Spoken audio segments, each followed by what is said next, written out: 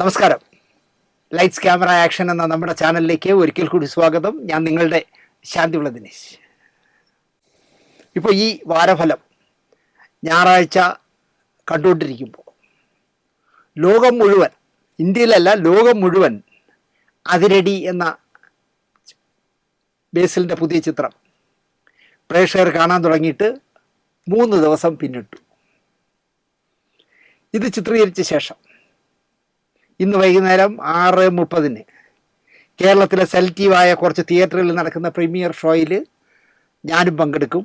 കാട്ടാക്കടയുള്ള കാളിദാസ എന്ന് പറഞ്ഞ സിനിമാ കോംപ്ലക്സിൽ പോയി ഞാനും സിന്ധു മോഹനും കൂടി ആ പ്രീമിയർ ഷോ കാണും. സനൽകുമാർ എന്ന എഞ്ചിനീയറിംഗ് കോളേജ് അധ്യാപകൻ്റെ വേഷം എനിക്ക് നൽകിയ സംവിധായകൻ അരുൺ അൻഡ്രൂസിനോടും അയാൾക്ക് ആ വേഷം കൊടുത്തോളൂ എന്ന് സംബന്ധിച്ച പ്രൊഡ്യൂസർമാരിൽ ഒരാളായ ബേസിൽ ജോസഫിനോടും സെറ്റിൽ വെച്ച് എന്നെ അഭിനന്ദിച്ച കോ പ്രൊഡ്യൂസറായ സമീർ താഹിറിനോടും നിർമ്മാതാക്കളാണെങ്കിലും ഞാൻ കണ്ടിട്ടില്ലാത്ത ഡോക്ടർ അനന്തു, ടൊവിനോ തോമസ് എന്നിവരോടും ഒരുപാട് സന്തോഷം തോന്നുന്നു എനിക്ക്. തിരക്കഥാകാരൻ പോൾസൺ എത്ര സിമ്പിളായാണ് എന്നോട് സംസാരിച്ചത്. ചില ഡയലോഗുകൾ ഇങ്ങനെ പറയട്ടെ അങ്ങനെ പറയട്ടെ എന്നൊക്കെ പറയുമ്പോൾ ഒരു തിരക്കഥാകൃത്ത് എന്നുള്ള നിലയ്ക്ക് അങ്ങനെ പറയൂ ചേട്ടാ എന്ന് എന്നെ പ്രോത്സാഹിപ്പിച്ച പോൾസനെയും ഞാൻ മറക്കില്ല. പോൾസൺ എന്ന് മാത്രമല്ല, ആ സിനിമാ സെറ്റിലെ അസിസ്റ്റൻ്റ് ഡയറക്ടർമാരായാലും ശരി, കോസ്റ്റ്യൂമറായാലും ശരി, ക്യാമറാമാൻ്റെ ഒരു ക്രൂ തന്നെയുണ്ട്, അവരെല്ലാവരും നല്ല പ്രോത്സാഹനമായിരുന്നു എനിക്ക്. അതുപോലെ പ്രൊഡക്ഷൻ കൺട്രോളറും മാനേജരും എക്സിക്യൂട്ടീവും എല്ലാവരും എന്നോട് വളരെ മാന്യമായി പെരുമാറി. സാം കുട്ടിയായി എൻ്റെ വായിലെ തെറി മുഴുവൻ കേട്ട ബേസിൽ ശരിക്കും എന്നെ ഞെട്ടിച്ചു എന്നത് ഞാൻ ഒളിച്ചു വയ്ക്കുന്നില്ല. ഓരോ ഷോട്ടും കഴിയുമ്പോൾ കാരവാനിലേക്ക് ഓടുന്നവരുടെ ഇടയിൽ സദാസമയം മോണിറ്ററിൻ്റെ മുന്നിലിരുന്ന് ഓരോരുത്തരുടെയും പ്രകടനം വീക്ഷിക്കുകയും അഭിനന്ദിക്കുകയും ചെയ്യുന്ന ബേസിലിനെ എനിക്ക് ഒരുപാട് ഇഷ്ടമായി. അഭിനയിക്കുന്നതിനിടയിൽ കോടികൾ മുടക്കുന്ന നിർമ്മാതാവായി നിൽക്കുമ്പോൾ ടെൻഷൻ ഇല്ലേ എന്ന എൻ്റെ ചോദ്യത്തിന് നിർമ്മാതാവിൻ്റെ ഭാരമൊക്കെ സമീർ താഹിറിൻ്റെ ചുമലിലാണ് ചേട്ടാ, കാഷ്വലായി അങ്ങനെ പറഞ്ഞ ബേസിൽ ഞാനൊരു ഷോട്ടിൽ നന്നായി ചെയ്താൽ മോണിറ്ററിന് മുന്നിൽ നിന്ന് എണീറ്റ് നിന്ന് കൈയടിക്കുന്നത് എനിക്ക് നൽകിയ ആത്മവിശ്വാസം വലുതായിരുന്നു. കൈയടിക്കുമ്പോൾ അവിടെ നിൽക്കുന്ന 10,000 കുട്ടികളുണ്ടല്ലോ, അവരും കൈയടിക്കും. ഞങ്ങൾ എന്ത് നൽകണം എന്ന് കൺട്രോളർ ആദ്യമേ എന്നോട് തിരക്കി. ഇത് ഈ പടത്തിൽ നിന്ന് ഞാൻ ഒഴിവായതാണ്. എന്നെ ജിത്ത് പെരപ്പങ്കോട് ഒരു ദിവസം വിളിക്കുന്നു, പ്രൊഡക്ഷൻ കൺട്രോളർ ജിത്ത് വിളിച്ചിട്ട് എന്നോട് പറഞ്ഞു, ദിനേശണ്ണ എവിടെയുണ്ട്? എന്നിട്ട് ഞാൻ പറഞ്ഞു, ഞാൻ വീട്ടിൽ. അല്ല, അണ്ണനെ കാണാനായിട്ടേ ഒരു 6 പേര് ശാന്തിയുള്ള നിൽപ്പുണ്ട്, വീടൊന്ന് പറഞ്ഞു കൊടുക്കും. ഞാൻ പറഞ്ഞു, എൻ്റെ പൊന്ന് ജിത്ത്, ഞാനിപ്പോൾ ശാന്തിവിളയിലല്ല, ഞാനിപ്പോൾ വട്ടിയൂർക്കാവിനടുത്ത് തിട്ടമംഗലം എന്ന് പറഞ്ഞ സ്ഥലത്താണ് താമസിക്കുന്നത്. അയ്യോ, ശാന്തിവിള പോയി നിൽക്കുകയാണ് ചേട്ടാ അവർ. എന്തിന്? അത് അവർ പറയും, ഞാൻ പറയില്ല. ചേട്ടാ ഒരു കാര്യം ചെയ്യാം, അവരോട് തിട്ടമംഗലത്ത് വരാൻ പറയാം. ഞാൻ പറഞ്ഞു, അയ്യോ അത്രയും ദൂരമൊന്നും വരണ്ട, അവരോട് ഒരു കാര്യം ചെയ്യും, പൂജപ്പുര പാർക്കിൽ വരാൻ പറയാം. ഞാൻ അവിടെ ചെന്നു. 6 ചെറുപ്പക്കാർ, അതിൽ സംവിധായകനൊഴിച്ച് തിരക്കഥാകൃത്തും കലാസംവിധായകനും പ്രൊഡക്ഷൻ കൺട്രോളറും അസോസിയേറ്റ് ഡയറക്ടറും ഒക്കെ ആയിട്ട് 6 പേര്, നല്ല ചുണക്കുട്ടന്മാരായ 6 പേര്. ഞാൻ അവരുടെ ആഗമന ഉദ്ദേശം തിരക്കി. ചേട്ടാ, മിന്നൽ മുരളിയുടെ അസോസിയേറ്റ് ഡയറക്ടറും അതിൻ്റെ തിരക്കഥാകൃത്തുക്കളിൽ ഒരാളുമായ അരുണിനെ അറിയോ? ഞാൻ പറഞ്ഞു, ഇല്ല, എനിക്ക് പുതിയ ജനറേഷനിൽ ആരും അറിയില്ല. അരുൺ തിരുവനന്തപുരത്തുകാരനാണ് കേട്ടോ, ഞങ്ങളെല്ലാം തിരുവനന്തപുരത്തുകാരാണ്. അതേ ഒരു പടം ചെയ്യും, അതിരടി എന്നാണ് പേര്. ബേസിൽ ജോസഫാണ് നിർമ്മിക്കുന്നത്. ചേട്ടാ, അതിലെ എഞ്ചിനീയറിംഗ് കോളേജിലെ ഒരു അധ്യാപകൻ്റെ വേഷമുണ്ട്, ചേട്ടൻ ചെയ്യണം.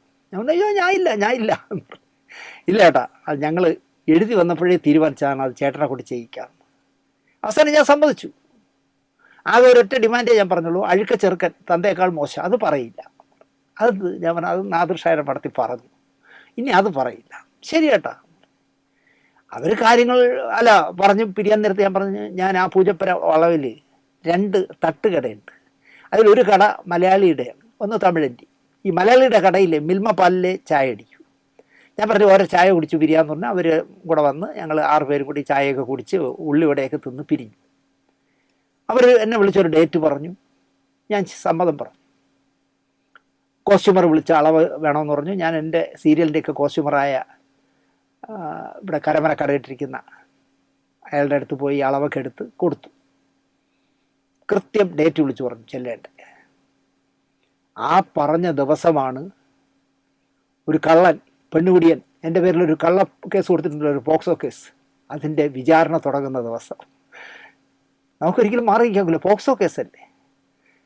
ഞാൻ വക്കീലിനോട് ചോദിച്ചു, അസുഖമാണ് എന്ന് പറഞ്ഞൊരു സർട്ടിഫിക്കറ്റ്. ഒന്നും നടക്കില്ല, വന്നേ പറ്റൂ.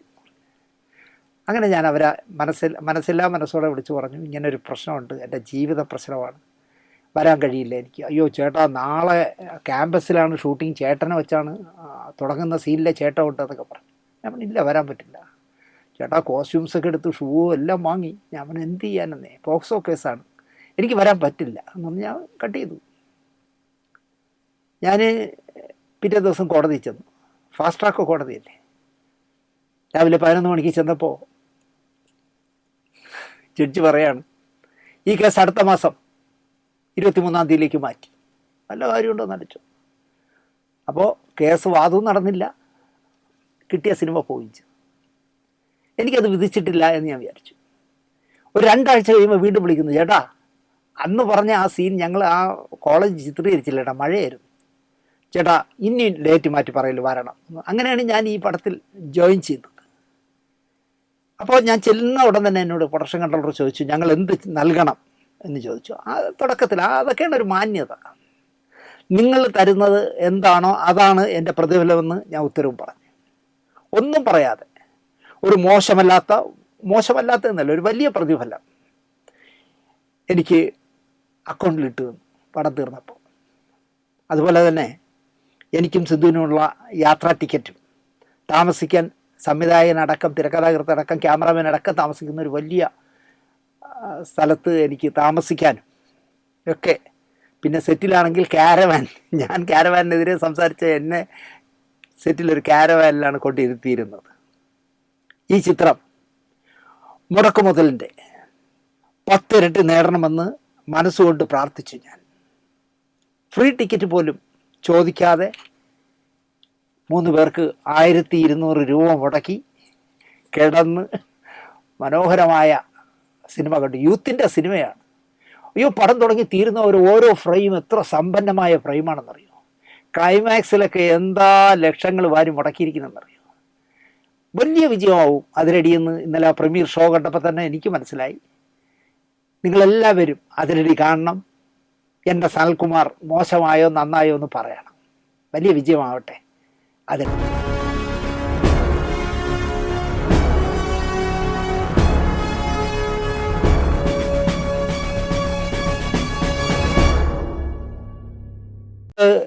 വാരഫലമാണ് ചെയ്യുന്നത്. ഇത്തവണ വാരഫലത്തിൽ വേണമെങ്കിൽ 20 സ്റ്റോറി വേണമെങ്കിൽ ചെയ്യാമായിരുന്നു. അത്രയ്ക്ക് സംഭവ ബഹുലമാണ് ഈ ആഴ്ച, കഴിഞ്ഞു പോയ ആഴ്ച. രാഷ്ട്രീയത്തിൽ ചില സൗന്ദര്യ സങ്കല്പങ്ങളുണ്ട്, ചില സൗന്ദര്യ കാഴ്ചകളുണ്ട്.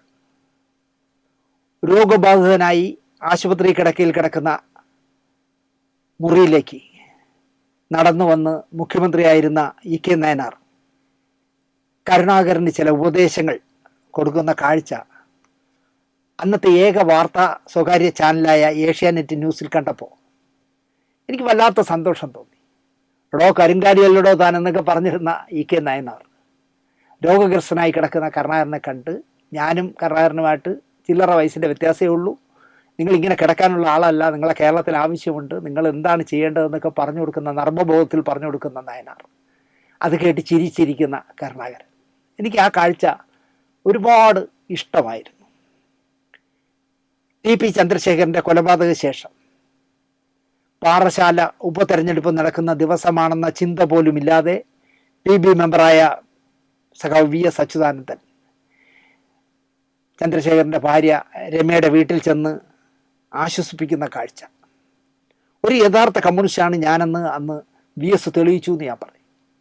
പാറശാലയിൽ പാർട്ടിയിൽ നിന്ന് ചാടിപ്പോയ ശെൽവരായി ജയിക്കുകയും ചെയ്തു, വിമതൻ ജയിക്കുകയും ചെയ്തു, നമ്മുടെ പാർട്ടി തോക്കുകയൊക്കെ ചെയ്തു. പാർട്ടിക്ക് ഒരുപാട് ഡാമേജ് ഉണ്ടായെങ്കിൽ പോലും ഒരു അച്ഛൻ മകൾ ബന്ധത്തെ പോലെ രമ കെട്ടിപ്പിടിച്ച് നിന്നപ്പോൾ ആ സങ്കടക്കടലിൽ ഉൾക്കൊണ്ടുകൊണ്ട് നിൽക്കുന്ന ഒരു അച്ഛനെ പോലെ നിൽക്കുന്ന VS-നെ എനിക്ക് ഭയങ്കരമായിട്ട് ഇഷ്ടപ്പെട്ടതാണ്.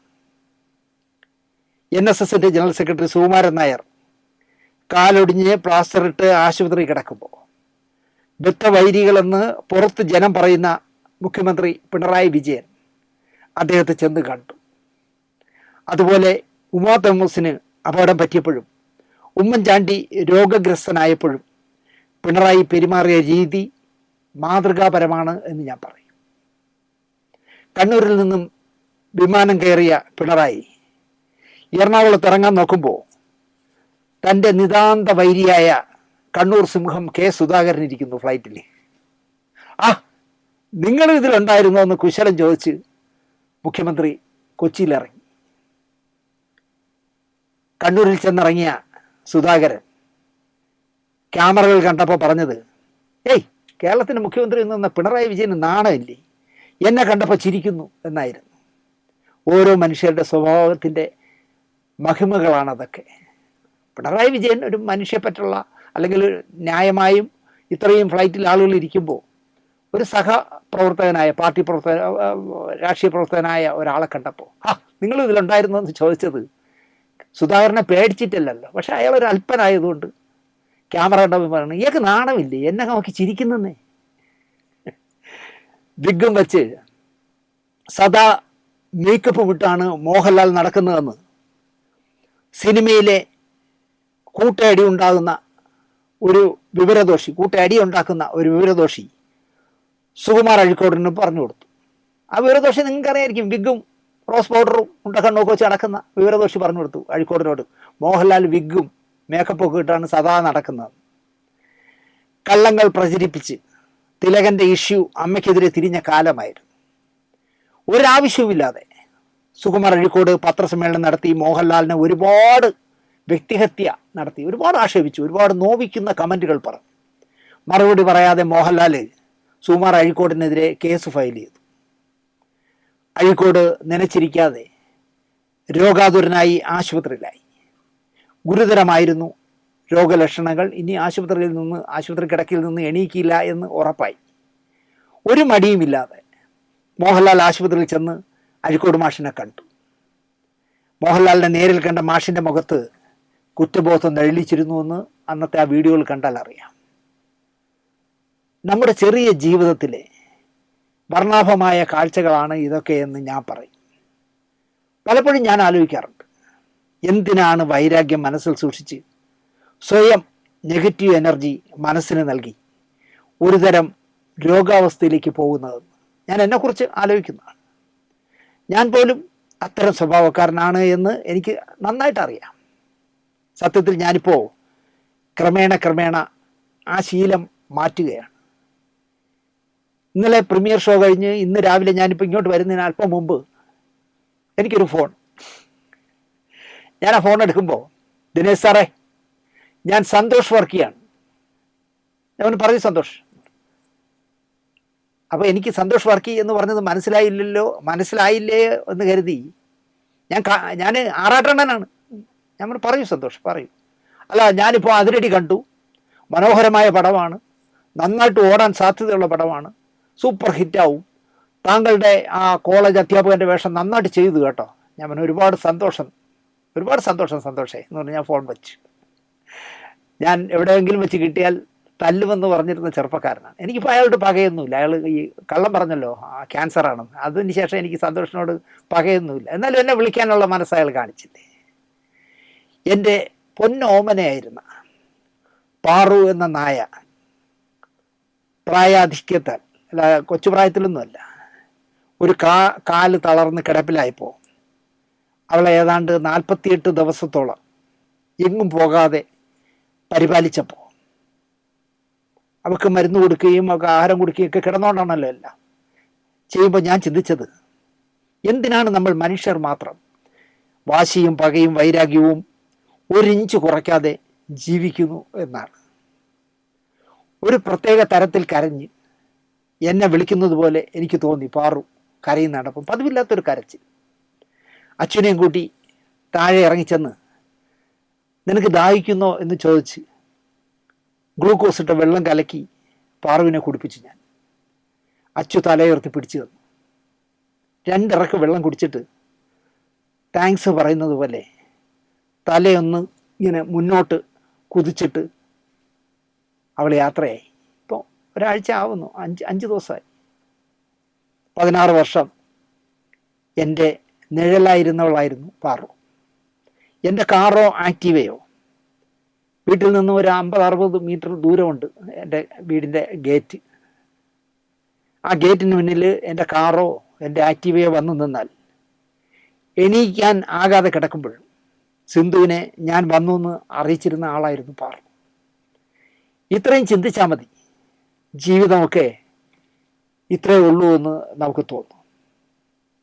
DMK എന്ന പാർട്ടിയെ നിലം പരിശാക്കി അതിൻ്റെ നേതാവിനെ തോൽപ്പിച്ച് നാണം കെടുത്തി നമ്മുടെ നടൻ വിജയ്. 4-5 നാൾ DMKയ്ക്കും സ്റ്റാലിനുമെതിരെ കുറേയേറെ പറഞ്ഞും വച്ചു വിജയ്. സ്റ്റാലിൻ തിരിച്ച് മറുപടി പറഞ്ഞില്ല. എൻ്റെ തമ്പിയാണ്, ഒരു 6 മാസം ഭരിക്കട്ടെ എന്നിട്ട് പറയാം എന്നാണ് അദ്ദേഹം മറുപടി പറഞ്ഞത്. ഞാൻ ഇന്നലെ കണ്ട കാഴ്ച, സ്റ്റാലിൻ്റെ വീട്ടിൽ ഒരു പൊന്നാടിയും വലിയ ബൊക്കയൊക്കെ പിടിച്ച് അത് കൊണ്ടു ചെന്ന് സ്റ്റാലിനെ അണിയിച്ച് സ്റ്റാലിൻ്റെ അനുഗ്രഹം വാങ്ങിപ്പോയി തമിഴ്നാട് മുതൽ அமைச்சர் വിജയ്. രാഷ്ട്രീയത്തിലെയും സിനിമയിലെയും ഒരു നല്ല കാഴ്ചയായിരുന്നു ആ കണ്ടത്. ഞാൻ ഒരിക്കലും വിജയ് അങ്ങനെ ചെയ്യുമെന്ന് വിചാരിച്ചില്ല.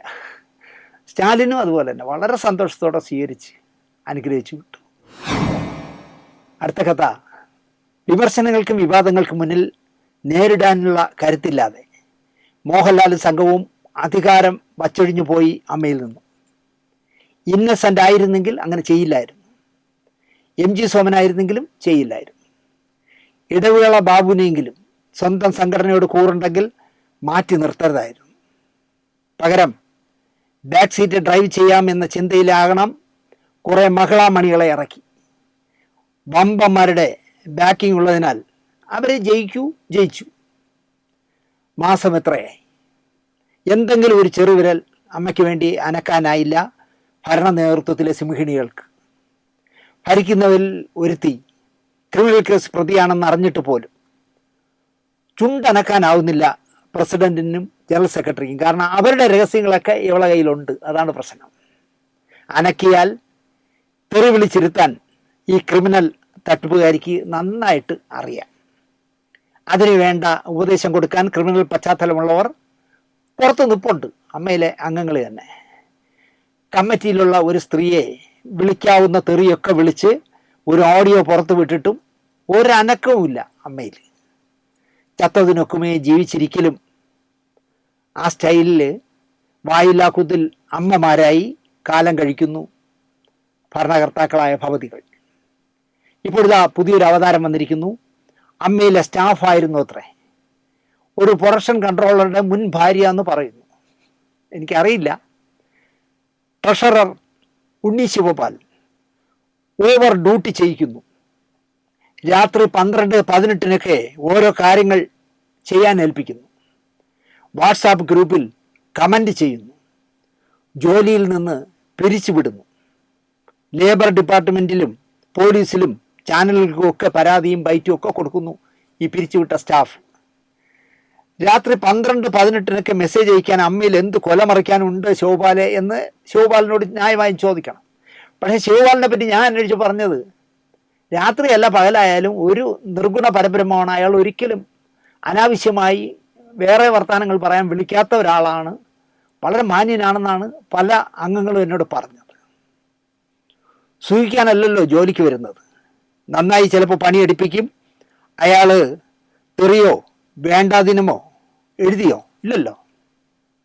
ഇപ്പോൾ അവസാനമായി സംഭവിച്ചിരിക്കുന്നത്, പരാതി നൽകിയ സ്റ്റാഫിനെ തിരിച്ചെടുത്തു. വീട്ടിൽ ഇരുന്ന് ജോലി ചെയ്താൽ മതി, ഓഫീസിൽ വരണ്ട, പണി നന്നായി മേശരി, നാളെ മുതൽ വരണ്ടെന്ന് പറഞ്ഞ പോലെ സ്റ്റാഫിനെ തിരിച്ചെടുത്തു. ഈ കേസും വഴക്കിൽ നിന്നൊക്കെ രക്ഷപ്പെടാൻ അവർ വീട്ടിൽ ഇരുന്ന് ജോലി ചെയ്താൽ മതി, ശമ്പളം അങ്ങ് എത്തിക്കാം. എന്നിട്ട് ട്രഷറർ ഉണ്ണി ശിവപാലിനെ കൊണ്ട് നിർബന്ധിച്ച് ലീവ് എടുപ്പിച്ചു എന്ന് പറയുന്നു. പോളിറ്റ് ബ്യൂറോ രഹസ്യങ്ങൾ വരെ ചോർത്തുന്ന അമ്മയിലെ അലവലാദികൾക്ക് നിർലോഭമായ പിന്തുണ നൽകുന്ന ഒരു മഹാനുണ്ടല്ലോ പുറത്ത്, ഒരു യൂട്യൂബർ എന്ന് പറഞ്ഞൊരുത്ത്. വാട്ടർ ഗേറ്റൊക്കെ വേണമെങ്കിൽ കണ്ടുപിടിക്കും. അത്രയും രഹസ്യം കണ്ടുപിടിക്കുന്നതെന്നല്ല, ഇതിനകത്തുള്ള ചില അലവലാദികൾ പറഞ്ഞു കൊടുക്കുന്നു. എക്സിക്യൂട്ടീവ് കഴിഞ്ഞ അവിടെ തന്നെ അവിടെ എന്താണ് നടന്നതെന്ന് പറഞ്ഞു കൊടുക്കും. അവൻ അത് അവൻ്റെ വായിത്തൊന്നും കൂടെ ചേർത്ത് ഇടും. എന്നിട്ട് അതിൽ ആരെയൊക്കെ അവന് ഇഷ്ടമില്ല അവരെയൊക്കെ കൊന്നു കൊല വിളിക്കും. ഇത് എത്രയോ മോഹൻലാലിൻ്റെ കാലം പോലും നടക്കുകയാണ്. മോഹൻലാലൊക്കെ എന്തെങ്കിലും ഒരു നടപടി എടുത്തൊന്ന് ആലോചിക്കുക. എന്നിട്ട് പകരം അവന് ആ അമ്മയുടെ പ്രോഗ്രാമുകളുടെ അല്ലെങ്കിൽ ജനറൽ ബോഡിയുടെയൊക്കെ സ്പോൺസർഷിപ്പ് കൊടുക്കുമായിരുന്നു. എതിരില്ലാതെ തിരഞ്ഞെടുത്ത അൻസിബ രാജിവെച്ച് ജോയിന്റ് സെക്രട്ടറി സ്ഥാനത്ത് നിന്ന് പുറത്തുപോയി. ആ കത്ത് പെൻഡിങ്ങിൽ വച്ചിരുന്നതായിരുന്നെങ്കിലും സരയു ആ കത്തെടുത്ത് തീരുമാനം എടുപ്പിച്ചു. അങ്ങനെ പെൻഡിങ്ങിലൊന്നും വയ്ക്കേണ്ട, അവൾ രാജിവെച്ചെങ്കിൽ അവൾ പോട്ടെ എന്ന് സരയു പറയുകയും അങ്ങനെ എക്സിക്യൂട്ടീവ് തീരുമാനിച്ചു പുറത്തു പോട്ടെ. അമ്മയുടെ എക്സിക്യൂട്ടീവിൽ എന്ന് നടക്കുന്നു എന്ന് ഒരു യൂട്യൂബർക്ക് സ്ഥിരമായി ചോർത്തുന്നതിൽ ഒരു ചർച്ചയില്ല. ഇയാളുടെ ട്രൂപ്പിൻ്റെ അല്ലെങ്കിൽ ഗ്രൂപ്പിൻ്റെ കണ്ണിലെ കരടായ കുക്കു പരമേശ്വരൻ, ഉണ്ണി ശിവപാൽ തുടങ്ങിയവരെ പുറത്താക്കും വരെ രഹസ്യങ്ങൾ ചോർത്തും സെക്യൂരിറ്റിക്കാരൻ വരെ പക്ഷം പിടിച്ച് ജോലി ചെയ്യുന്ന സ്ഥാപനമാണ് ഇപ്പോൾ അമ്മ. അതാണ് രസം. സെക്യൂരിറ്റിക്കാരൻ വരെ ആലോചിക്കുക. ആ സംഘടനയ്ക്കൊക്കെ എന്ത് പുല്ല് വിലയുണ്ടോയെന്ന് ആലോചിക്കുക. അവിടെ കാവൽ നിൽക്കുന്ന, അകത്തേക്ക് പോകണോ പുറത്തേക്ക് ഇറങ്ങണമെന്നൊക്കെ നോക്കാൻ നിൽക്കുന്ന സെക്യൂരിറ്റിക്കാരൻ വരെ പക്ഷം പിടിച്ച് സംസാരിക്കുന്നു. അതെല്ലാം ഈ പറയുന്ന യൂട്യൂബറുടെ കളിയാണ്. അവനെ ഇങ്ങനെ പൊക്കിക്കൊണ്ട് കിടക്കാൻ കുറേ അലവലാദികൾ. വീട്ടിലിരുന്ന് ജോലി ചെയ്യാൻ പറഞ്ഞു വിട്ടവളെ തിരിച്ചെടുത്തു.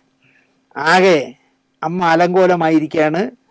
അമ്മയെ പൊളിച്ചടുക്കും. ഇവർ തന്നെ 3 വർഷവും തുടരുമെങ്കിൽ പൊളിച്ചടുക്കും. ഇതിനെ അടിയന്തരമായി ഒരു ജനറൽ ബോഡി വിളിച്ച് ഇവരെ എല്ലാം രാജി വാങ്ങിച്ച് പിരിച്ചുവിട്ട ശേഷം ഒന്നേ ഇലക്ഷൻ നടത്തുകയും മോഹൻലാലിനെയോ മമ്മൂട്ടിയോ സുരേഷ് ഗോപിയോ ദിലീപിനെ പോലുള്ളവർ, അല്ലെങ്കിൽ ഇപ്പോൾ 5 വർഷം ഇനി ഗണേശൻ ഫ്രീ ആണല്ലോ, ഗണേശനെ പോലുള്ളവർ അമ്മയുടെ ഭരണം ഏറ്റെടുത്തില്ല എങ്കിൽ ചളകുളമാകും, ഇത് നാമാവിശേഷമാകും ഈ സംഘടന എന്നാണ് എനിക്ക് പറയാനുള്ളത്.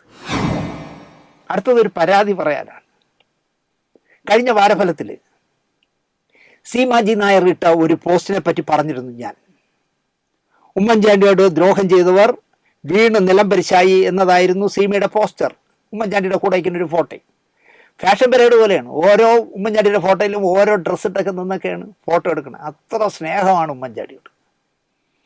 ഒരാൾ വീണ് കിടക്കുമ്പോൾ അയാളെ കുത്തിത്തിരിക്കുന്നത് അല്ലെങ്കിൽ കുത്തി രസിക്കുന്നത് നല്ല ശീലമല്ല. നിങ്ങൾ ഗണേശനും സീമയും ഒക്കെ ചക്കയും ഈച്ചയുമായി ടെലിവിഷൻ താരങ്ങളുടെ സംഘടനയായ ആത്മയിൽ ഒന്നിച്ച് അർമാദിച്ചതും പിന്നെ സീമ ഗണേശനുമായി പിണങ്ങിയതും ആത്മയിൽ നിന്നും സീമ പിന്മാറിയതും ഒക്കെ ഓർമ്മിപ്പിച്ചായിട്ടായിരുന്നു കഴിഞ്ഞ ആഴ്ച ഞാൻ സംസാരിച്ചത്.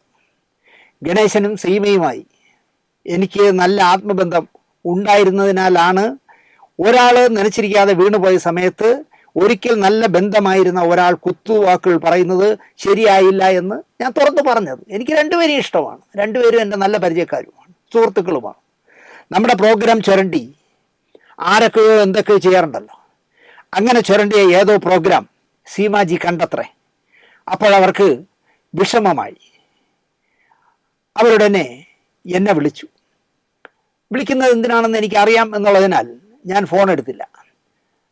അല്പം ഫ്രീ ആയിട്ട് വിളിച്ച് സംസാരിക്കാമെന്ന് ഞാൻ കരുതി. അപ്പോൾ അതാ സീമ കുറച്ച് മെസ്സേജുകളും വോയിസ് മെസ്സേജുകളും അയക്കുന്നു എനിക്ക്. രാഹുൽ മാങ്കൂട്ടമെന്ന വൃത്തികെട്ടവനെയും ഞാൻ പിന്തുണച്ചിരുന്നു. പാപം ചെയ്യാത്തവർ കല്ലെറിയൂ എന്ന് അന്ന് ഞാൻ പറഞ്ഞിരുന്നു. അന്നെന്താ ദിനേശ് ചേട്ടൻ പ്രതികരിക്കാത്തതെന്ന സീമയുടെ ന്യായമായ ചോദ്യം. ഒരു പെണ്ണിനെ പ്രേമിക്കുകയും നിന്റെ പ്രേമം 100% സത്യസന്ധമാണെന്ന് അറിയണമെങ്കിൽ നീ ഗർഭിണിയാകണം എന്ന് അവൾക്ക് വാണിംഗ് കൊടുക്കുകയും, അയ്യോ എൻ്റെ ചേട്ടൻ എന്താ സ്നേഹം, എന്നെ ഗർഭിണിയാക്കുന്നു, ആക്കിക്കോ എന്ന് പറഞ്ഞ് ഗർഭിണിയാക്കുകയും, ഗർഭമായി എന്നറിയുമ്പോൾ അത് അബോട്ട് ചെയ്യണം എന്ന് പറയുന്ന ഒരു സാഡിസം കൊണ്ട് നടക്കുന്ന ഒരു അലവലാതി ചെറുക്കന് സീമ പിന്തുണ കൊടുത്താൽ എനിക്ക് പുല്ലേ മാത്രം. കാരണം ഞാൻ സീമയെയും ആ ലെവലിലേ കാണൂ. അതുകൊണ്ടാണ് ഞാൻ, അത് രാഷ്ട്രീയമല്ലേ, നമ്മളെന്തിനാ പറയണമെന്ന് പറഞ്ഞ് നമ്മൾ വിട്ടത്. പക്ഷേ സീമ ചോദിക്കുന്നത്, ഞാൻ രാഹുൽ മാങ്കുട്ടത്തിന് പിന്തുണ കൊടുത്ത് ഇതുപോലെ പോസ്റ്റ് ഇട്ടപ്പോൾ ചേട്ടൻ എന്താ പ്രതികരിക്കാത്തത്? ഞാൻ അലവലാദികൾക്ക് വേണ്ടി പ്രതികരിക്കാറില്ല, അത് സീമയ്ക്ക് അറിയാത്തതുകൊണ്ടാണ്. നീ ഏത് അലവലാദിക്കും പിന്തുണ കൊടുക്കുക, അത് ഞാൻ വേണം. ഒരു പൊതുപ്രവർത്തകൻ ചെയ്യാൻ പാടില്ലാത്ത അലവലാദിത്തരം മുഴുവൻ കാണിച്ചത് കണ്ടപ്പോൾ ഞാൻ അയാൾക്ക് പിന്തുണ നൽകിയിരുന്നത് കണ്ടിട്ട് എന്താ ഞാൻ പ്രതികരിക്കാത്തത് എന്ന് സീമയുടെ ന്യായമായ ചോദ്യത്തിന് ഇതേ ഉള്ളൂ എനിക്ക് ഉത്തരം പറയാൻ. ഒരു പെണ്ണുപിടിയൻ, ഒരു ഞരമ്പ് രോഗി, സാഡിസ്റ്റ്, കേട്ടുകേൾവിയില്ലാത്ത ക്രൂരമായ അവൻ്റെ ചെയ്തികൾ കേരളം കണ്ടതാണ്, പ്രതികരിച്ചതാണ്. അവൻ്റെ പാർട്ടിയും നിവൃത്തിയോടുകൊണ്ട് പ്രതികരിച്ചു, പുറത്താക്കി. എന്ന് സീമയോട് പറയാൻ പറഞ്ഞു. ഇത്തവണ അവന് സീറ്റും കൊടുത്തില്ല. വി ഡി സതീശനെ മുഖ്യമന്ത്രിയാക്കി എന്ന AICC പ്രസിഡന്റിന്റെ വ്യാജ കത്തൊക്കെ ഇറക്കി ആ അലവലാതി അർമാദിക്കുന്നു എന്ന് ഇപ്പോഴും ഏതൊക്കെ ചാനലുകൾ പറയുന്നു. വ്യാജ കത്ത്, വ്യാജ ഐഡന്റിറ്റി കാർഡൊക്കെ ഇറക്കലാണ് അവൻ്റെ ജോലി. അതാണ് രാഷ്ട്രീയം അവൻ്റെ. എന്നിട്ട് ഒരു അരി ഇളിച്ച ആളുകളെ ഒരു അരി ആക്കണ ഒരു ചിരിയുമുണ്ട്. വ്യാജ തിരിച്ചറിയൽ കാർഡുണ്ടാക്കി യൂത്ത് കോൺഗ്രസ് പിടിച്ചിറക്കിയ മോനാണ്, ഗാന്ധിയനാണ്. അപ്പോൾ സീമയെ പോലുള്ളവർക്ക് എന്താ പറയുക, പിന്തുണ കൊടുക്കുന്നതിൽ ഒരു കുഴപ്പമില്ല. ചേരും പിടിച്ചേരും എന്ന് മാത്രമേ ഞാൻ പറയൂ. അതൊക്കെ അവൻ്റെയും അവൻ്റെ പാർട്ടിയുടെയും കാര്യം. സീമ അവനെ ന്യായീകരിച്ചതിലൂടെ യഥാർത്ഥ ഗാന്ധി ശിഷ്യയായി സീമ എന്ന് മാത്രമേ എനിക്ക് പറയാനുള്ളൂ. ഇവിടെ അതല്ല പ്രശ്നം. ഒരു സഹപ്രവർത്തകൻ വീണപ്പോൾ പണ്ട് ചക്കയും ഈച്ചയുമായിരുന്ന സീമ വച്ച് കാച്ചിയത് ശരിയായില്ല എന്നാണ് ഞാൻ പറഞ്ഞത്. അയാൾ അധികാരവും ചെങ്കോലും കുറേ എർത്തുകളുമായി അർമാദിച്ചപ്പോൾ സീമ പറയണമായിരുന്നു. അതാണ് വ്യക്തിത്വം. വീഴുമ്പോഴല്ല കുത്തേണ്ടത്. ഇതാണ് എൻ്റെ പക്ഷം. ഇപ്പോഴും ഞാൻ അടിയുറച്ച കോൺഗ്രസ് ആണത്രേ. ആര്? സീമ പറയാണ് ഞാൻ അടിയുറച്ച കോൺഗ്രസ് ആണ്. അതിനെന്താ, നിങ്ങൾ കോൺഗ്രസ്സിലായാലും മുസ്ലിം ലീഗിലായാലും BJPയിലായാലും CPMലായാലും എനിക്കെന്ത് പ്രശ്നം? ഒരുപാട് സങ്കടം വന്നത്രേ. അതും എൻ്റെ പ്രശ്നമല്ല സീമ മാഡം എന്നാണ് എനിക്ക് പറയാനുള്ളത്. എന്ത് പ്രശ്നം, എന്ത് സങ്കടം വരേണ്ട കാര്യം എന്താ? നിങ്ങൾ കാണിച്ചത് വിതച്ചതല്ലേ കൊയ്യൂ സീമ. നിങ്ങൾ കാണിച്ചത് ഞാൻ സത്യസന്ധമായി പറയല്ലാതെ നിങ്ങളെ ഞാൻ വ്യക്തിഹത്യ ചെയ്യുന്ന, നിങ്ങളെ നോവിക്കുന്ന ഒന്നും പറഞ്ഞില്ല. നിങ്ങൾ കാണിച്ചത് ശരിയല്ല എന്ന് മാത്രമല്ലേ ഞാൻ പറഞ്ഞുള്ളൂ. ഇനിയിപ്പോൾ ഇതിനും സീമ കുറേ വാട്സാപ്പ് മെസ്സേജുകൾ ഇടുമായിരിക്കും.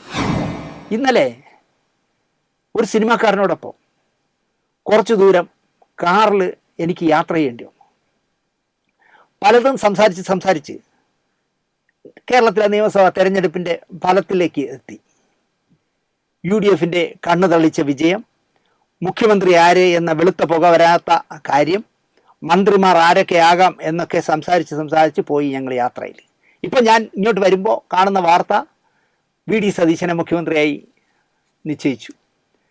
45 MLA പിന്തുണയുള്ള AICCയുടെ ജനറൽ സെക്രട്ടറിയായ വേണുഗോപാലും സീനിയോറിറ്റിയുള്ള 23 വയസ്സിൽ മന്ത്രിയായ MP ആയ നല്ല വാഗ്മിയായ ഈ പറയുന്ന 3 പേരിൽ ഏറ്റവും മാന്യനായ രമേശ് ചെന്നിത്തലയൊക്കെ ഔട്ടായി. പിന്നെ ആരോ പറയും പോലെ പ്രജകൾക്ക് ഒത്ത രാജാവിനെയല്ലേ കിട്ടൂ. എന്തായാലും VD സതീശൻ മുഖ്യമന്ത്രിയായി. അപ്പോൾ ഈ കാർ യാത്രക്കിടയിൽ ഒരു വിഷയം കടന്നു വന്നു. നമ്മൾ നിരന്തരമായി പറയുന്ന വ്യാജ കത്തും വ്യാജ പോസ്റ്ററും പാതിരാത്രി തെറി ഫോൺ വിളിയുമൊക്കെ നടത്തുന്ന ആ എംബോക്കി സാംസ്കാരിക ക്ഷേമനിധി ബോർഡ് ചെയർമാൻ ഞാൻ തന്നെ എന്ന് സ്വയം ഉറപ്പിച്ചുകൊണ്ട് വാടകയ്ക്കെടുത്ത ഒരു ഇന്നോവ കാറിൽ പുതിയ കതർ കുപ്പായങ്ങളൊക്കെ ഇട്ട് കോൺഗ്രസിൻ്റെ നേതാക്കളുടെയൊക്കെ വീടുകളിൽ കയറി ഇറങ്ങുകയാണ് അത്ര പിന്തുണയ്ക്ക് വേണ്ടി. ഇവിടെ വീട് കത്തുമ്പോഴാണ് വാഴ വെട്ടാൻ വേണ്ടി കക്ഷി ഓടുന്നത്. ഏത് വഴിയിലൂടെയും ഞാൻ ചെയർമാൻ ആയിരിക്കും എന്നും ബെറ്റ് വയ്ക്കുന്നത്രേ. എൻ ശക്തൻ നാടാരോടും K മുരളീധരനോടും ഈ അലവലാതിയെപ്പറ്റി തിരക്കാതെ G സുരേഷ് കുമാറും P ശ്രീകുമാറും മധുപാലും ഒക്കെ ഇരുന്ന സീറ്റിൽ ഈ മാനസികരോഗിയെ പിടിച്ചിരുത്തരുത് കോൺഗ്രസ് എന്നാണ് ദയനീയമായി അഭ്യർത്ഥിക്കാനുള്ളത് എനിക്ക്. മുഖ്യമന്ത്രി ആരാകും എന്ന വെളുത്ത പുക ഉയരാതെ 10 നാൾ കഴിയുന്നു. കണ്ട കോളിന് KC വേണുഗോപാലാണ് സാധ്യത എന്നാണ് ഞാൻ കരുതിയിരുന്നത്. ചെന്നിത്തല ആഭ്യന്തരവും സതീശൻ ധനകാര്യവും കൊണ്ട് തൃപ്തിപ്പെടുമെന്നും പറഞ്ഞു കേട്ടു. പക്ഷേ ഇപ്പോൾ സതീശൻ മുഖ്യമന്ത്രിയായി. അപ്പോഴും എൻ്റെ ടെൻഷൻ സിനിമാ വകുപ്പ്, സാംസ്കാരിക വകുപ്പ് ആർക്ക് നൽകും എന്നതാണ്. CP ജോണിന് നൽകണമെന്ന് ഞാൻ ആഗ്രഹിക്കും.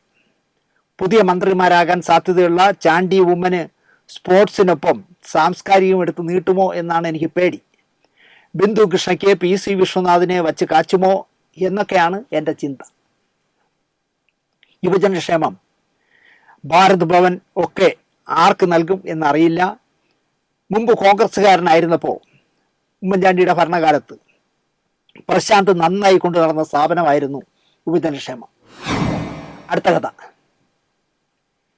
വിജയ് തമിഴ്നാട് മുഖ്യമന്ത്രിയായി സത്യപ്രതിജ്ഞ ചെയ്യുന്ന ചടങ്ങിൽ പങ്കെടുക്കാൻ ഒരു സ്ത്രീ ആൾക്കൂട്ടത്തിൽ കാറിൽ വന്നിറങ്ങി ഞെക്കി ഞെരുങ്ങി ഉള്ളിലേക്ക് പോകാൻ കഷ്ടപ്പെടുന്ന കാഴ്ച കണ്ടപ്പോൾ എൻ്റെ ഓർമ്മ കുറേ വർഷങ്ങൾ പിന്നിലേക്ക് പോയി.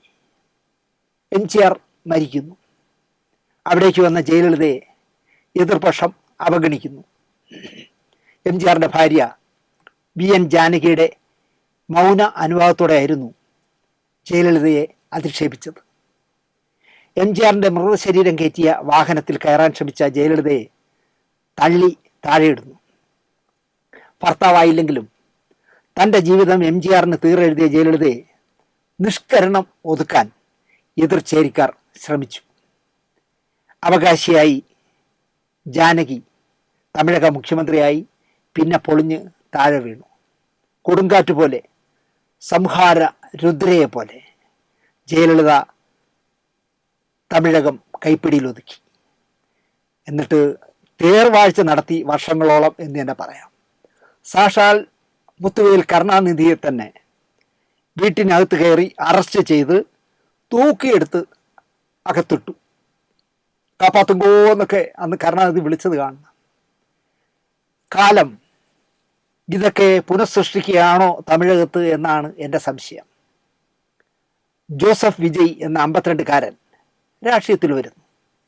കമൽഹാസനും രജനീകാന്തിനും നടക്കാത്ത അല്ലെങ്കിൽ സാധിക്കാത്ത DMK രാഷ്ട്രീയത്തെ വേരറക്കുന്നു. രണ്ടിടത്ത് സംശയം കൊണ്ട് മത്സരിച്ച വിജയ് രണ്ടിടത്തും ജയിച്ചു. ഒറ്റയ്ക്ക് വലിയ കക്ഷിയായി വിജയിച്ചു. സംസ്ഥാന മുഖ്യമന്ത്രിയുമായി, മുതൽ അമേച്ചറായി. വിജയ് സത്യപ്രതിജ്ഞ ചെയ്യുന്നിടത്തേക്ക് ഒരു നായിക നടിയായ തൃഷയാണ് കടന്നു വന്നത്. 43കാരിയായ അവിവാഹിതയാണ് തൃഷ. ജനബാഹുല്യത്തിനിടയിലൂടെ പോലീസ് നേരത്തെ കാര്യങ്ങളൊക്കെ മനസ്സിലാക്കിയതുകൊണ്ടായിരിക്കാം തൃഷയെ അകത്തേക്ക് കടത്തിവിടുന്നു.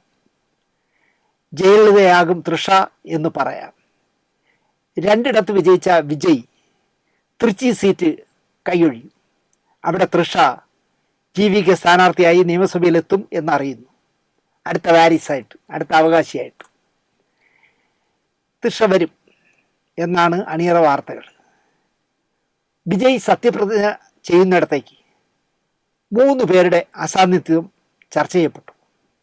ഭാര്യ സംഗീതയും മകൻ ജേസണും മകൾ ദിവ്യയും വിജയ് സത്യപ്രതിജ്ഞ ചെയ്യുന്നിടത്തേക്ക് എത്തിയില്ല.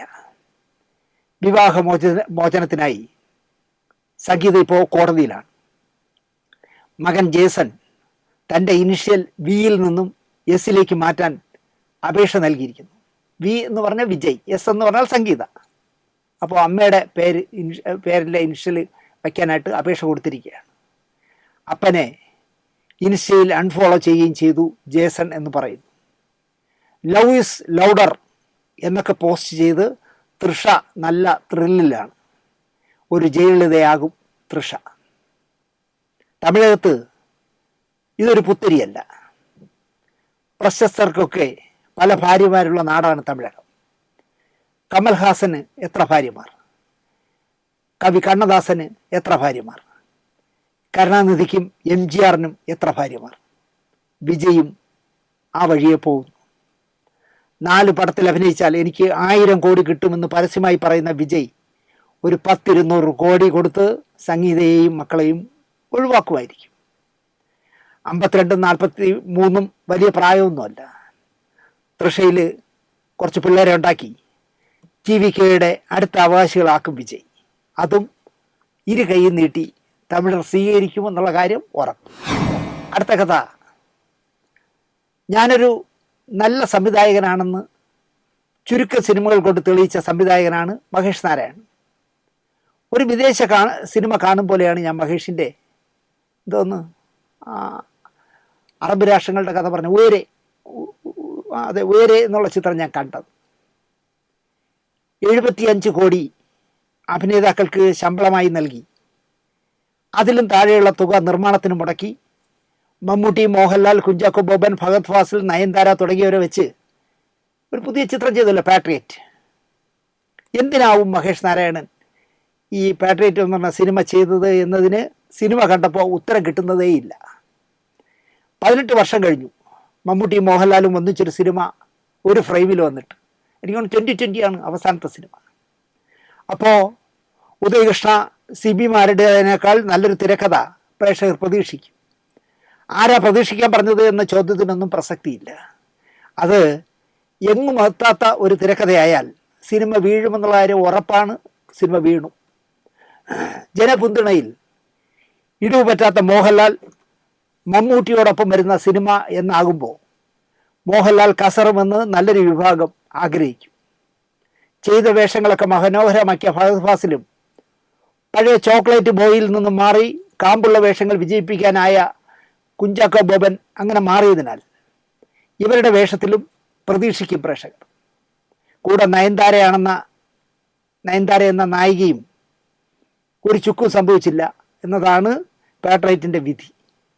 ഒരു മമ്മൂട്ടി ചിത്രം ആ ലെവലിൽ എടുക്കുമ്പോൾ പ്രതീക്ഷ നൽകുന്ന ഈ പറഞ്ഞ കൂട്ടരൊന്നും കൂടെ ചേർക്കാതിരുന്നാൽ മതിയായിരുന്നു മഹേഷ്. ഒരു മമ്മൂട്ടി ചിത്രം എടുത്താൽ മതിയായിരുന്നു. പകരം മോഹൻലാലിനെയും ഫഹദ് ഫാസിലിനെയും കുഞ്ചാക്കോ ബോബനെയും നയൻതാരയും ഒക്കെ പിടിച്ച് ഇതിലിടണ്ടായിരുന്നു. ഇത്രയും ഡാമേജ് എന്നാൽ ആ ചിത്രത്തിന് വരില്ലായിരുന്നു. കോടികൾ മറിക്കുകയും വേണ്ടായിരുന്നു. 75 കോടിയൊക്കെ അഭിനയിക്കുന്നവർക്ക് ശമ്പളം കൊടുത്തിട്ട് ഒരു സിനിമ എടുക്കുക എന്ന് പറഞ്ഞാൽ മലയാളത്തിൽ താങ്ങാൻ കഴിയില്ല. ഇതിപ്പോൾ ഒരുപാട് ഹൈപ്പ് സതീശനെ എന്താ പറയുക കാണിച്ചു കൊടുത്തിട്ട് പിന്നെ ചെന്നിത്തലയും വേണുഗോപാലും കയറിപ്പറ്റിയ കേരള രാഷ്ട്രീയം പോലെ ആയിപ്പോയി പാട്രിയറ്റ് എന്ന് ഞാൻ പറയും.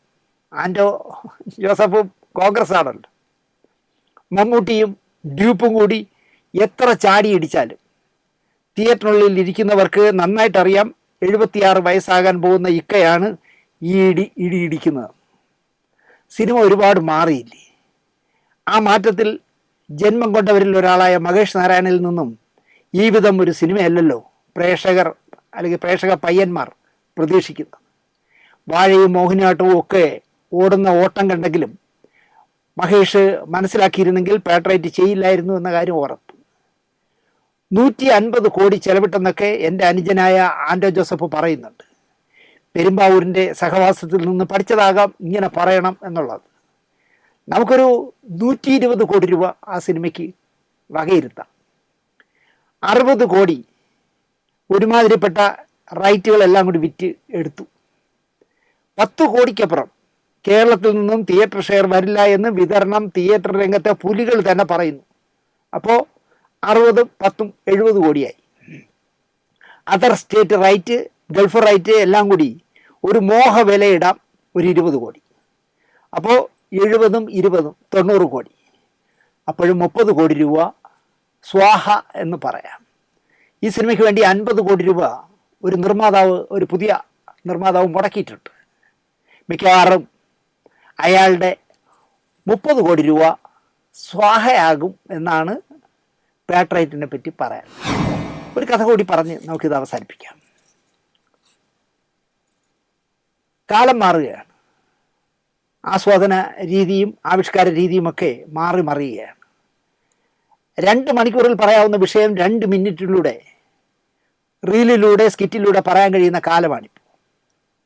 ഇപ്പോൾ അതിനിടയിൽ അഭിനയിക്കാൻ ചെന്നപ്പോൾ എന്നോടൊപ്പം തിരുവനന്തപുരത്തുകാരൻ്റെ ഒരു യുവാവ് അഭിനയിക്കാനുണ്ടായിരുന്നു, നിതിൻ. പേരും വീടെവിടെ എന്നെല്ലാം ഞാൻ ചോദിച്ചു. എൻ്റെ വർക്ക് കഴിയുന്ന ദിവസമാണ്. വന്ദേ ഭാരതിൽ മടങ്ങി രാത്രി ഒരു മാറ്റർ എഴുതിയുണ്ടാക്കി നാളെ ഷൂട്ട് ചെയ്ത് പടങ്ങളൊക്കെ കൊടുത്ത് നാളെ രാത്രി 8-ന് എയറിൽ വിടണം. ആ ധൃതിയിലായിരുന്നു ഞാൻ ലൊക്കേഷനിൽ നിന്നത്. ഹ്യൂമർ ആസ്വദിക്കാനും നന്നായി ചിരിക്കാനും കഴിയുന്ന ആളാണ് എൻ്റെ മകൻ അച്ചു. അവനൊരു സ്കിറ്റ് കൊണ്ടുവന്ന് എന്നെ കാണിച്ചു. അതിലെ പ്രധാന വേഷക്കാരനെ കണ്ടപ്പോൾ ശരിക്കും പറഞ്ഞാൽ ഞാൻ ഞെട്ടി പൊട്ടി തെറിച്ചു എന്ന് പറയാം. എന്നോടൊപ്പം അതിനിടയിൽ അഭിനയിച്ച നിതിനായിരുന്നു ആ സ്കിറ്റിലുണ്ടായിരുന്നു. ഇദ്ദേഹത്തിന് ഇങ്ങനെ ഒരു പരിപാടി ഉണ്ടെന്ന് ഞാൻ അറിഞ്ഞിരുന്നില്ല. എന്നോട് നിതിൻ പറഞ്ഞതുമില്ല. ഞാൻ തിരുവനന്തപുരത്തുകാരനാണ്, കാട്ടാക്കടക്കാരനാണ്, ഞാൻ ഇങ്ങനെയൊക്കെ ചെയ്യാറുണ്ടെന്ന് എന്നോട് പറഞ്ഞിരുന്നില്ല. നാട്ടുപുറങ്ങളിലെ മനുഷ്യരുടെ സ്വഭാവങ്ങൾ വെച്ച് ചെറിയ ചെറിയ റീലുകൾ ഉണ്ടാക്കി ജനപ്രിയനായിരിക്കുന്നു പാൻ ഇന്ത്യൻ ബ്രാഞ്ചിൻ്റെ മിടുക്കരായവർ. ഞാൻ നിതിനെ വിളിച്ചു. പാൻ ഇന്ത്യൻ ബ്രാഞ്ച് എന്നാണ് അവരുടെ യൂട്യൂബിൻ്റെ പേര്. ഞാൻ ഇന്ന് നിതിനെ വിളിച്ചു. നാളെ അമ്മയും കൂട്ടി ഏരീസ് പ്ലസിൽ പോയി ഞാൻ ആദ്യമായി ഈ സിനിമയിൽ അഭിനയിച്ചത് കാണുമെന്ന് സന്തോഷത്തോടെ നിതിൻ എന്നോട് പറഞ്ഞു. ഞാൻ നാളെ പോകും ചേട്ടാ. തിരുവനന്തപുരം ഏരീസിൽ പോയി ഞാൻ എൻ്റെ അമ്മയ്ക്ക് എൻ്റെ മോൻ ആദ്യമായിട്ട് അഭിനയിച്ച സിനിമ കാണിച്ചു കൊടുക്കും. ഒരു ഭാവി വാഗ്ദാനമാകും നിതിൻ എന്നുള്ള കാര്യത്തിൽ എനിക്ക് ഒട്ടും സംശയമില്ല. ഇവിടെ നിതിനെ ഓർത്തത് 1 മിനിറ്റും 9 സെക്കൻഡുമുള്ള ഒരു സ്കിറ്റ് കണ്ണൂരുകാരൻ സുനിൽ മനോഹർ എന്ന് പറഞ്ഞ ആൾ എനിക്ക് അയച്ചു തന്നു. എൻ്റെ ഒരു വാട്സാപ്പ് സുഹൃത്താണ് സുനിൽ മനോഹർ. അതിൽ ഈ സ്കിറ്റിൽ ഡോക്ടറായി അഭിനയിച്ചത് ഞാനാണെന്നും സുനിൽ എന്നോട് പറഞ്ഞിരുന്നു. 1 മണിക്കൂർ കൊണ്ട് ഒരു വാർത്താ വായനക്കാരിക്ക് പറഞ്ഞു തീരാവുന്നതിനും അപ്പുറം 1 മിനിറ്റിൽ പറഞ്ഞ സ്കിറ്റ് എന്നെ ചിരിപ്പിച്ചു, ഒരുപാട് ചിന്തിപ്പിച്ചു. 1 മിനിറ്റ് 9 സെക്കൻഡേ ഉള്ളൂ. കണ്ണൂർ കഫേ ചാനൽ നിർമ്മിച്ചതാണ് ഈ സ്കിറ്റ്. തരുൺ സുധാകരനാണ് സംവിധാനവും ഛായാഗ്രഹണവും. രോഗിയായ അച്ഛനായി രാജനും മൂത്ത മകനായി രാമകൃഷ്ണൻ പഴശ്ശിയും ഇളയ മകനായി ബിജുട്ടനും ചെയ്തതാണ് ഈ 1 മിനിറ്റ് 9 സെക്കൻഡുള്ള സ്കിറ്റ്. നിങ്ങളൊന്ന് കണ്ടു നോക്ക്.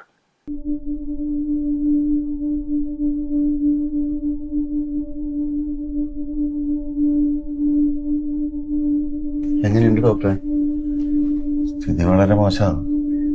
24 മണിക്കൂർ തേക്കൊന്നും തോന്നുന്നില്ല. ആരാ ഇളയ മോൻ? ഞാനാണ്. അച്ഛനെന്തോ പറയാനുണ്ടോ? ഡോക്ടറെ എന്തിനാ വിളിച്ചതെന്ന് ഡോക്ടറോട് പറഞ്ഞാ? അവസാനമായിട്ട് എന്തെങ്കിലും ആഗ്രഹം പറയാനുണ്ടാവും. അച്ഛൻ ഇടക്കിടക്ക് മൂകാംബിക പോകുന്നതാ. ഇനിയിപ്പോ അങ്ങനെ പോണെന്ന് പറയാനൊക്കെ ആയിരിക്കുവാ. മക്കളായിട്ട് നിങ്ങൾ 2 പേരല്ലേ ഉള്ളൂ? അതെ അതെ. എന്നാടാ എന്തിനാ വിളിച്ചേ? അച്ഛന് അവസാനമായിട്ടൊരു ആഗ്രഹമുണ്ട്. പക്ഷെ നടത്തി കൊടുക്കാൻ എന്നെ കൊണ്ടാവില്ല. ആവൂല. എന്നാ നിനക്കാവൂലെങ്കിൽ അത് പറ, ഞാൻ നടത്തി കൊടുക്കൂ. അച്ഛന്റെ മൂത്ത മോനാ ഞാൻ. എന്നാന്ന് പറ. മരിക്കുന്നതിന് മുമ്പ് കേരളത്തിന്റെ പുതിയ മുഖ്യമന്ത്രി ആരാന്ന് അച്ഛനെ അറിയണം. കണ്ടല്ലോ, കാലം മാറുകയാണ്. എന്ത് രസമായിട്ട് ചെയ്തിരിക്കുന്നു നിങ്ങൾ ആലോചിക്കുക. ചിന്തിക്കാനുള്ള വകയുണ്ട് അതിൽ. ലക്ഷണവത്ത സിനിമകൾക്കൊക്കെ പിന്നാലെ 2ാം ഭാഗം എടുക്കാൻ പോകുന്നത് എന്തിനാണ് എന്ന് പലപ്പോഴും എനിക്ക് തോന്നാറുണ്ട്. ആട് 3 കണ്ടു തീർക്കപ്പെട്ട പാട് എനിക്കേ അറിയാവൂ. വിനായകനും ഇന്ദ്രൻസും വിജയബാബുവും കൂടി ചുമ്മാ ചിരിപ്പിക്കുമെന്നാണ് കരുതിയത് തിയേറ്ററിൽ കയറുമ്പോൾ. ഒരു ചുക്ക് സംഭവിച്ചില്ല ഈ ആട് 3യിൽ. ഉദയനാണ് താരം എന്ന നല്ല സിനിമ നമ്മൾ കണ്ടതാണല്ലോ, സൂപ്പർ ഹിറ്റായ പടമാണല്ലോ. പിന്നാലെ ഡോക്ടർ സരോജ് കുമാർ എന്ന ദുരന്തം ശ്രീനിവാസൻ എഴുതുമെന്ന് സ്വപ്നത്തിൽ കരുതിയ ആളല്ല ഞാൻ. എൻ്റെ ഒരു സുഹൃത്ത് ശ്രീനിവാസൻ്റെ അസ്മാദിയുമായ സജിൻ രാഘവൻ ആ ചിത്രത്തിൻ്റെ ദയനീയ പരാജയത്തോടെ സംവിധാനം അവസാനിപ്പിക്കുകയും ശ്രീനിവാസനുമായി മാനസികമായി അകലുകയും ചെയ്തു. ആദ്യം ചെയ്ത സിനിമയിൽ തന്നെ കടയടച്ച്. മോഹൻലാൽ, പ്രിയദർശൻ, സന്തോഷ് ശിവൻ മുതലായവരുമായി നല്ല സൗഹൃദം സൂക്ഷിച്ച ആളായിരുന്നു സജിൻ രാഘവൻ. സരോജ് കുമാറോടെ മോഹൻലാലുമായുള്ള ഹാർമണി നഷ്ടപ്പെട്ടു പോയിരിക്കാം. രാംജി റാവു സ്പീക്കിംഗ്, കിലുക്കം, ഇൻ ഹരിഹർ നഗർ തുടങ്ങിയ മലയാളി ആസ്വദിച്ച സിനിമകളൊക്കെ തുടരിനെടുത്ത് നാമാവിശേഷമാക്കി നശിപ്പിച്ചു എന്ന് ഞാൻ പറയും. ഹിറ്റ്ലറും ഗോഡ് ഫാദറും ഒക്കെ തുടരാൻ എടുക്കാഞ്ഞത് നമ്മുടെ ഭാഗ്യം എന്ന് ഞാൻ പറയും. മേലെപ്പറമ്പിൽ ആൺവീടും കോട്ടയം കുഞ്ഞച്ചനുമൊക്കെ 2ാം ഭാഗം എടുക്കാൻ എവിടെയൊക്കെയോ ചർച്ചകൾ നടന്നതാണ്. എന്നോട് ഡെന്നിസ് ജോസഫ് എന്നെ ഒരു ദിവസം പറഞ്ഞു, ദിനേശ് ആ കോട്ടയം കുഞ്ഞച്ചൻ്റെ 2ാം ഭാഗം എടുക്കണമെന്ന് പറഞ്ഞു. എനിക്കതിൽ ഒരു വരി എഴുതാൻ കഴിയില്ല, നിങ്ങൾ ആരെങ്കിലും കൊണ്ട് എഴുതിച്ചോ എന്ന് ഞാൻ പറഞ്ഞു എന്നൊക്കെ എന്നോട് ഡെന്നിസ് ജോസഫ് എന്നെ പറഞ്ഞു. സുരേഷ് ബാബുവിനോട് പറഞ്ഞു, 2ാം ഭാഗം എഴുതാനെന്ന് ഞാനില്ല എന്ന്. ഒരു പടവും ഒരു വർക്കും ഇല്ലാതിരിക്കുമ്പോഴാണ്. പക്ഷെ അദ്ദേഹം പറയുന്നത് എന്തെഴുതാൻ, നമ്മൾ പറയാനുള്ളതെല്ലാം ആ പടത്തിൽ പറഞ്ഞു കഴിഞ്ഞു എന്നാണ് അദ്ദേഹം എന്നോട് പറഞ്ഞത്. ഇത് തന്നെയാണ് ദൃശ്യത്തിൻ്റെയും സ്ഥിതി. എത്ര ഭംഗിയായിട്ടെടുത്ത സിനിമ, പണം വാരി പടവുമായി. സാക്ഷാൽ കമൽഹാസൻ റീമേക്കിൽ അഭിനയിച്ചിട്ട് പോലും ദൃശ്യത്തിൻ്റെ 7 അയലത്തെത്തിയില്ല. ഇത് മണിച്ചിത്രത്താഴിലും കിരീടത്തിലുമൊക്കെ സംഭവിച്ചതാണ്. ശ്രീനിവാസൻ്റെ കഥ പറയുമ്പോൾ രജനീകാന്തിനെ വെച്ച് റീമേക്ക് ചെയ്തു. എന്തൊരു ദുരന്തമായിരുന്നു ആ സിനിമ. ശ്രീനിവാസൻ ഒരു C ക്ലാസ് തിയേറ്ററിലെ ഫിലിം ഓടിക്കുന്ന ജോലിക്കാരനായി ചെയ്യാനിരുന്ന സിനിമയായിരുന്നു ദൃശ്യം. അതാണ് പിന്നെ ദൃശ്യമായി മാറിയത്. ശ്രീനിവാസൻ അഭിനയിക്കാൻ അഡ്വാൻസുമായി M രഞ്ജിത്തിനോടൊപ്പം പോയത് ഞാനായിരുന്നു. പക്ഷെ നടന്നില്ല. അഡ്വാൻസൊക്കെ കൊടുത്തു, പക്ഷെ നടന്നില്ല. പിന്നെ അത് മോഹൻലാലായി, ആന്റണി പെരുമ്പാവൂർ നിർമ്മാതാവായി, ഫിലിം ഓടിച്ചിരുന്ന കഥാപാത്രം കേബിൾ TV നടത്തുന്നവനുമായി. പടം ഗംഭീര വിജയവുമായി. കച്ചവട കണ്ണിലൂടെ ആന്റണി പെരുമ്പാവൂർ നോക്കുന്നതിൽ തെറ്റൊന്നുമില്ല. പക്ഷേ ജിത്തു ജോസഫ് ആ കെണിയിൽ വീഴരുതായിരുന്നു. വീണു. ദൃശ്യത്തിൻ്റെ 7 അയലത്തെത്തിയില്ല 2ാം ഭാഗം. പക്ഷേ ആന്റണിക്ക് കാശ് കിട്ടി. ഇപ്പോഴിതാ 3ാം ഭാഗം വരുന്നു, 21-ാം തീയതിയോ മറ്റോ. തിരക്കഥ എഴുതാൻ ജിത്തു പേപ്പർ വാങ്ങുന്നതിന് മുമ്പ് തന്നെ 150 കോടിക്ക് ലാഭം എന്നൊക്കെ പറയുന്നു ആന്റണി. അതെന്തോ ആകട്ടെ, അത് നമ്മളെ വിഷയമല്ല. ചിത്രീകരണം തുടങ്ങുമ്പോൾ തന്നെ ലാഭമായി എന്ന് വീരവാദം പറഞ്ഞ പടമാണ് ഈ വരുന്ന ദൃശ്യം 3. 13 വർഷം മുമ്പ് 2013 റിലീസായ ദൃശ്യത്തിൽ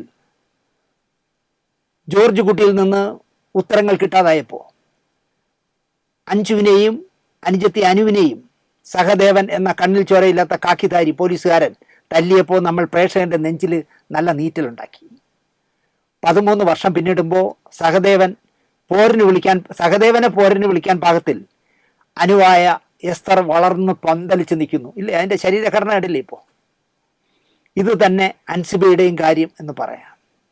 ഇപ്പൊ മോഹൻലാൽ പറയുന്നു, എന്നോട് ആന്റണി പറഞ്ഞത് ഇനിയും 2 ഭാഗങ്ങൾ കൂടി പ്ലാൻ ചെയ്യുന്നു എന്നാണ്.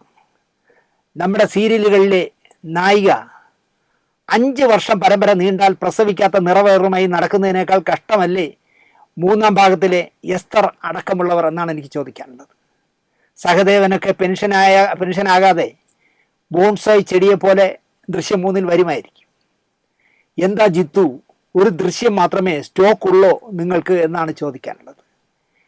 മറ്റെന്തൊക്കെയോ ചെയ്തിട്ട് ക്ലച്ച് പിടിക്കാത്തതിനാലാണോ ഈ സീരിയൽ എടുപ്പ് ജിത്തു നടത്തുന്നത്, എന്നാൽ അത് കഷ്ടമാണ് എന്ന് പറഞ്ഞുകൊണ്ട് ജിത്തു എന്നോട് പിണങ്ങിയൊന്നും വേണ്ട, എൻ്റെ നല്ല സുഹൃത്താണ്. പക്ഷേ ഈ തുടരിനെടുക്കൽ ഈ 5-ാം ഭാഗം എടുക്കുന്നു, 5 ഭാഗം എടുക്കുന്നു ആന്റണി അതിന് പ്ലാൻ ചെയ്യുന്നുണ്ടെന്ന്. കാരണം തൊട്ട് മാത്രമേ ഉള്ളൂ കാര്യം, അല്ല ദൃശ്യം 1-നെ പോലെ മികവ് വേണമെന്നൊന്നുമില്ല. ഒരു പെണ്ണ് സ്വന്തം കുട്ടിയെ അനാവശ്യമായി ഒരു ചെറുക്കൻ കയറി പ്രശ്നങ്ങൾ ഉണ്ടാക്കിയപ്പോൾ അവനെ തല്ലിക്കൊന്ന് കുഴിച്ചിട്ടു. പോലീസ് അന്വേഷിച്ചു വന്നു, ഡെഡ് ബോഡി കിട്ടിയില്ല. ഡെഡ് ബോഡി എങ്കിലും കിട്ടിയാൽ ഞങ്ങൾക്ക് സമാധാനമാവുമെന്ന് അവൻ്റെ തന്തയും തള്ളയൊക്കെ പറഞ്ഞിട്ടും ജോർജ് കുട്ടി ഞാൻ ചെയ്തില്ല എന്ന് പറഞ്ഞു. പക്ഷെ അയാളാണ് ചെയ്തതെന്നും അതൊരു പോലീസ് സ്റ്റേഷൻ്റെ അടിയിൽ കുഴിച്ചിട്ടതും ഒക്കെ നമ്മളെ കാണിച്ചതാണ്. അത് കഴിഞ്ഞിട്ട് ഇതിനെ ഇട്ട് 1, 2, 3, 4, 5 എന്ന് പറഞ്ഞ് ഇങ്ങനെ പോവുകയാണ് കാളപെടുക്കും പോലെ. കഷ്ടമാണ് പൈസയ്ക്ക് വേണ്ടി ദൃശ്യം പോലുള്ളൊരു മനോഹരമായ ഒരു സിനിമയെ നശിപ്പിക്കുന്നത് എന്ന് മാത്രം പറഞ്ഞുകൊണ്ട്, ഇത് കേൾക്കുമ്പോൾ ആന്റണി പെരുമ്പാവൂരിന് ദേഷ്യമൊന്നും വരണ്ട എന്നോട് എന്ന് പറഞ്ഞുകൊണ്ട് ഈ ആഴ്ചത്തെ വാരഫലം ഇവിടെ അവസാനിപ്പിക്കാം. നന്ദി, നമസ്കാരം.